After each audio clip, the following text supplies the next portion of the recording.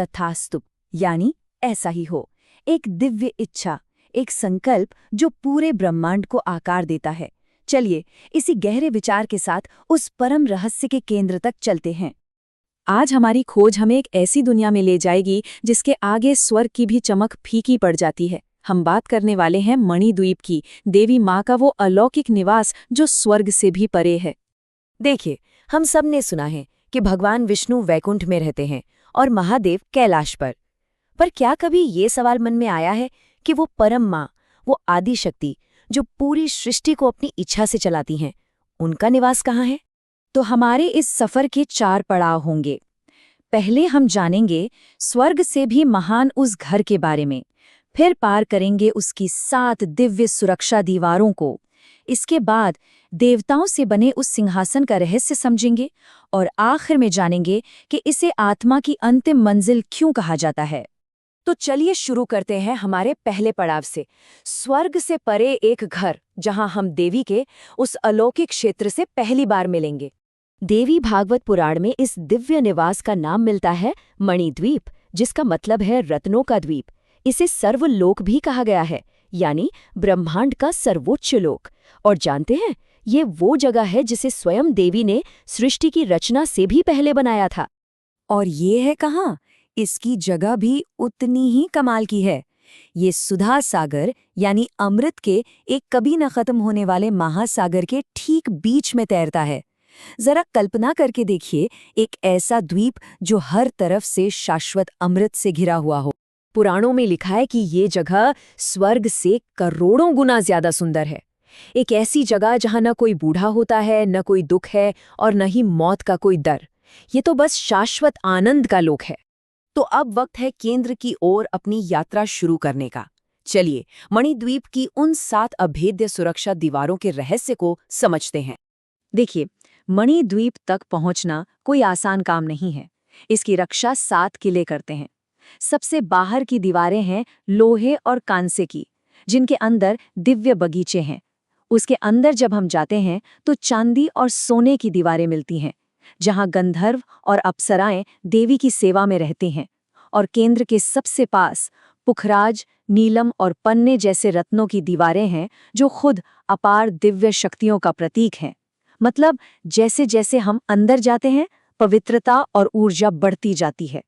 इन सब दीवारों को पार करके अब हम पहुंचते हैं मणिद्वीप के दिल में, उसके हृदय में, जहां परम शक्ति का वो सिंहासन है। द्वीप के बिल्कुल बीचों बीच है चिंतामणि गृह। ये एक ऐसा महल है जो चिंतामणि रत्नों से बना है, यानी वो रत्न जो हर इच्छा, हर सोच को हकीकत में बदल सकते हैं। और इसी महल में देवी का वास है। पर यहाँ जो बात है वो शायद सबसे ज्यादा चौंकाने वाली और गहरी है। ये है देवी का सिंहासन, जिसे पंचप्रेतासन कहते हैं।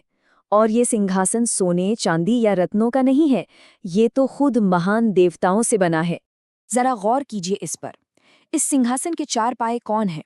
वो है स्वयं सृष्टि के रचयिता ब्रह्मा, पालक विष्णु और संहारक शिव और रुद्र।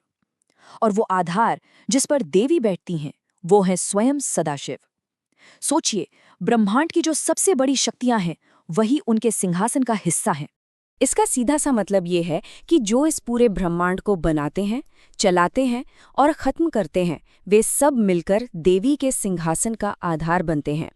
ये इस बात का सबसे बड़ा प्रतीक है कि शक्ति ही वो परम ऊर्जा है जिस पर ये पूरा ब्रह्मांड टिका हुआ है। लेकिन मणिद्वीप का सबसे बड़ा रहस्य अब सामने आने वाला है।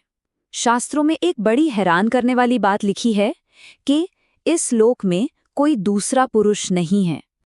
और ये सिर्फ कोई नियम नहीं है, ये एक बहुत गहरा दार्शनिक सच है। इसका मतलब ये हुआ कि इस परम लोक में सृष्टि की मूल ऊर्जा अपने सबसे शुद्ध स्त्रैण रूप में मौजूद है। यहाँ तक कि त्रिदेव जो इस ब्रह्मांड को चलाते हैं, उन्हें भी उस मूल शक्ति के सामने अपने पौरुष को छोड़कर स्त्री रूप में ही आना पड़ता है।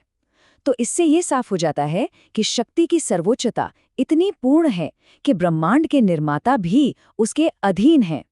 तो अब हम अपनी यात्रा के आखिरी पड़ाव पर हैं।